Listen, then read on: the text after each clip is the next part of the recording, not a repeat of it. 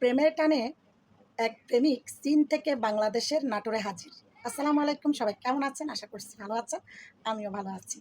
তো এক চীন যুবক বাংলাদেশের এক নাটোরের মেয়ে ফাতেমার প্রেমে 6 মাসে তাদের প্রেমের সম্পর্ক, মানে 6 মাস। এই 6 মাসে প্রেমের সম্পর্ক এত গভীর হয়েছে যে যেই প্রেমের টানে চীন থেকে ছুটে আসতে বাধ্য হলো এই চীন যুবক। তো চীন যুবক বাংলাদেশে এসে কি করলো, মানে তার ধর্ম ত্যাগ করলো এবং ওই মেয়েকে বিয়ে করলো। এখন তাদের প্ল্যান হচ্ছে চীন থেকে, মানে বাংলাদেশ থেকে চীনে চলে যাওয়া। তো এই সম্পর্ক যে ভালোবাসা পূর্ণতা পাওয়া যে কতটা আনন্দের, এটা তাদের পরিবার বুঝতেছে এবং প্রেমিক প্রেমিকা বুঝতেছে। তো চলুন আমরা ভিডিওটা দেখে নিই। ভিডিও ভালো লাগলে বেশি বেশি শেয়ার করে দিবেন। আর আপনাদের সুন্দর সুন্দর মতামত জানাতে ভুলবেন না। কমেন্ট বক্স খোলা আছে, আমি